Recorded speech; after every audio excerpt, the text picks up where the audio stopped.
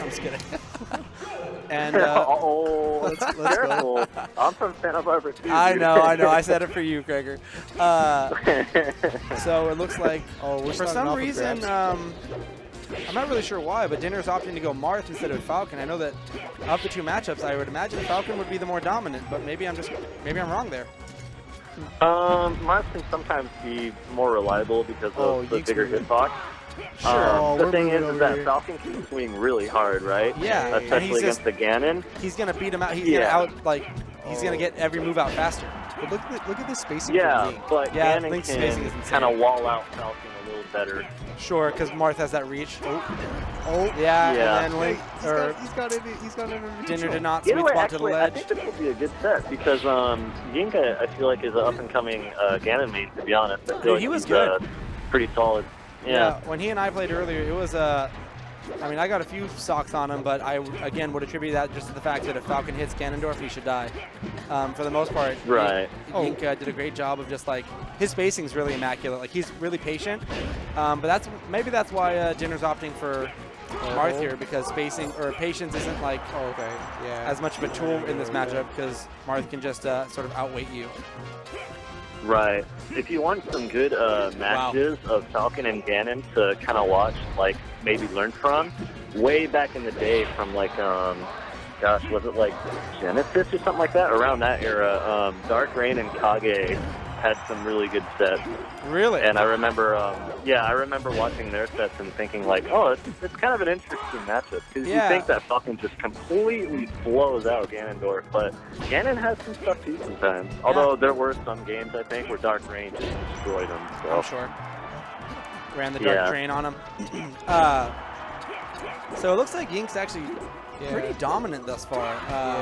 His movement is just looking a lot crisper than Dinner's is. But I will give it to Dinner that Dinner is a really explosive player. So if Dinner gets like a straight hit, he can get some pretty dope combos going on him. He's really momentum based. Yeah. I just think. Sorry, go ahead, Gregor. Oh yeah, so I was just gonna say Dinner has that kind of mindset where like he's kind of prideful, I think, in a way. Oh yeah, he's gonna want to humiliate you. So yeah, like the thing about that is like when things work out for you, or you feel yourself, then it's like you do well. But it's both his boon and his bane. You know what I mean? Because I think unfortunately sometimes Dinner makes a lot of bad choices, both in neutral and off stage, because he tries to go for the swag combo. He gets it a lot of the time, especially against newer players, and it just makes him look like godly. But then he plays against someone who really has their shit together, like it looked like Yink does, and then it kind of doesn't work out as well. Though he has crawled his way back. He got a couple of big combos. I will say though that Dinner throws out a lot of moves, like more than he should. Like he's definitely the Marth that throws out a few too many forward smashes. Yes. But I think because he's like at a fairly high skill level in comparison to like a lot of people, it tends to work out for him more. Sure. People don't know how to punish it. Yeah, I think it's kind of luck too in a way. So Dinner, don't throw out so many moves, dude. It's true. But, but I think Dinner is maybe figured a little bit out here, kind of got his footing a little bit. He's learning how to... Yeah, dude, he's doing well. Oh, he tried. Okay, and so watch. How much you want to bet? Yeah. Dude, he's actually doing pretty well. I think he's figured it out. At the beginning, he was like, whoa, this is Ganon. You know what I mean? Like, when you're doing a weird matchup, you're like, what's going on? But then, once you realize the matchup, you're like, wait, it's Ganon. Yeah, for sure. When you run it back.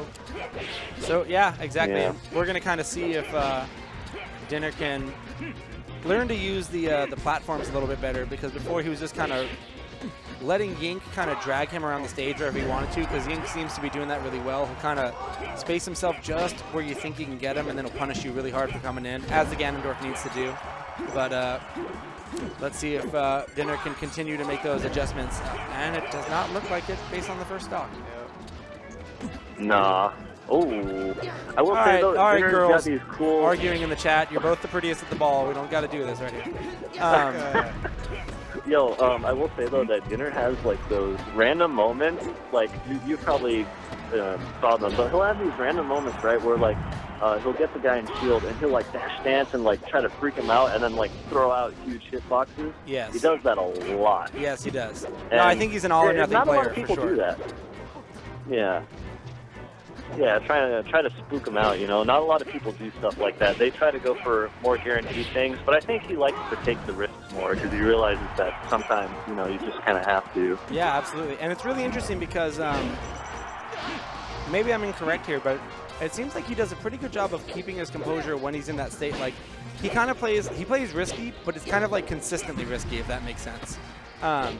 Like, yeah. I don't really see him getting put on tilt that often and like really changing up his game plan. Maybe he'll take bigger risks, but I think that's kind of just his general mode of operations. I think the other player is the person who's going to be able to make or break the matchup more than Dinner, if that makes any sense. Oh, no, dude, totally. Actually, I was thinking about this kind of thing a lot recently, and one of the things that like I like to say lately is like stuff with Hearthstone, right? I don't know if you play Hearthstone or like know about Hearthstone. Yeah, a little bit. I know Magic the Gathering, so I like to think I know about all those card games. Well, yeah, like a common thing in Hearthstone sometimes, right, is like the opponent's hero is super low in health. You're like, oh, you know, I could kill them, but the problem is I'm losing board, and so I don't have like any, you know, thing on board to try to hit him with. So I just got to rely on like processing some damage, like a fireball or something, and just kill him. And so that's what I like to call playing to your win, right? That's playing to your out. Because at that point in that Hearthstone game, there's no way you're going to be able to come back on board. You're going to lose anyway. So you got to play into like that one card or those couple cards that will happen to save you, even if it's a small chance. Sure. And so that applies to melee because you have to play to your win conditions. So if you're down a lot and you realize that you have to take a risk, then go for it. Try to go off stage more. What are you going to lose? Yeah, because it's your last stock. You realize that you've lost like every other element. Your neutral game is lacking, so you got to take a risk. And you have to try to people are like, change the game. That's too risky. You know, that's not going to work. But I think actually it's a good thing to do. Absolutely. And as we speak, it just seems like Yink has, with the exception of just now, really cleaned up his game. Oh, wow. That was amazing. I'm really impressed by Yink's spacing. This guy knows his freaking Ganondorf hitboxes. Dude, he's really good. I'm telling you, he's up and coming. Did he win? I feel like he did. He was just he moving way better than last game. It looks like what? Yeah. I feel like he was moving way better because like he started out and he was moving really good, and then he just kind of like slowed down. And yeah, exactly. Yeah, he did. He started playing to Dinner, and then he lost. So do you think? Oh, sorry. It's kind of hard to hear the other guy on mic. Do you think that Yink has adapted a little? I don't know. It's interesting. Again, I think that Dinner is the more constant of the two. I think if Yink learns how to slow down and kind of let Dinner swing, he'll beat him. I think if Yink kind of rushes in and he gets antsy, he's going to lose. But it's hard being the Ganon because you depend so much on them whiffing and you punishing. Like, you really need to let them be the aggressor in this game. And so it's interesting just to see, I don't know how it's going to play out because I think Yink kind of has to take control of the pacing a little bit and not let Dinner just do his thing. Or at least let him do his thing, but be able to stay close enough to whiff punish it. I also feel he needs to keep moving. Yeah. He needs to not slow down. Yeah, for sure. Like there. What do you guys think about listening to music while you play in this current meta? I can't do it. I like it. I actually like it a lot. It helps me focus a lot more. Yeah. Interesting. Maybe I should do it. I was playing really good at. You don't hear other people talking about what you're doing. I don't know. It allows me to like not focus so much on like, oh man, I'm like nervous. My I'm, like, pressured. I know Craig can my really history hear with this. trying to listen to music and playing is I don't really have like music on my phone actually, so I just like go on YouTube, you know. Mm-hmm. And so just type the old full album type search.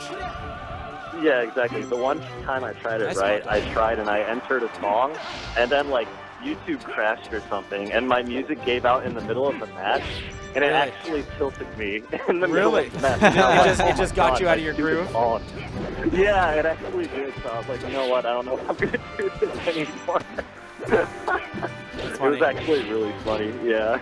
I know you can't hear them, Craig, but the folks around here are basically saying, like Evan is saying, that you really, that was a good punish by Dinner, saying that it helps them kind of stay focused, stay in the mode.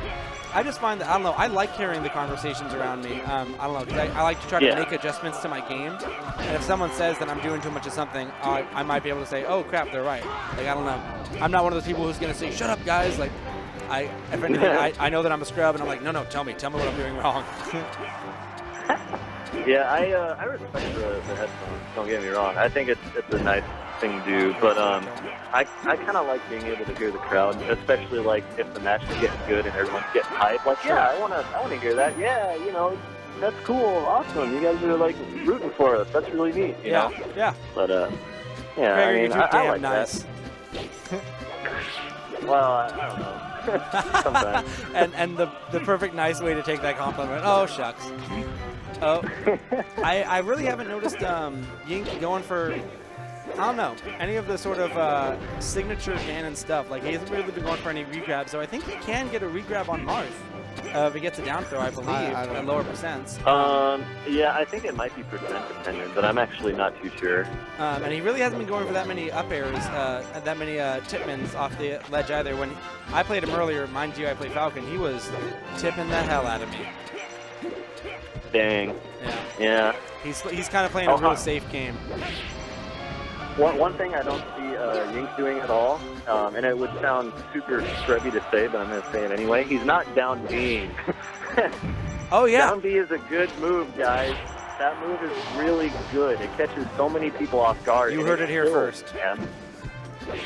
Like, it's actually good. If you're a Ganon, you should down B, like, no joke. No, I think especially in this situation where you've got someone who's kind of just contenting themselves to sit right outside your regular range and just throw out hitboxes, you can definitely, like, catch them off guard, especially someone like Dinner who's going to do it regardless. Nice back air. Really punishing those failed sweet spots. Ooh, this is super close, dude, yeah. Oh, gosh. but Dinner got a big tipper. This is going to be it, I think. Oh, no tippers, please. Unfortunately, We got the sour hitbox. Dinner He's back. Oh, Dinner's been doing a great job at punishing every time that Yink tries to refresh that jump. He's been kind of catching him right out of his down B. Oh, but Yink's got... So Dinner won? No. So the we're still going. Oh, Yink. They're both playing kind of timid, though I really think that Dinner should be taking control of it. And that was it. Dinner got a nice forward smash in the middle of the stage. Oh, dang. Dinner nodding vigorously, congratulating himself internally. Yep. Oh, really? Yink saying, God damn it. Yep. Doing that little... Poor Yink. That slow breathe out we all know so well. Yep. Just like he really wanted to double do it. There was like a decent crowd.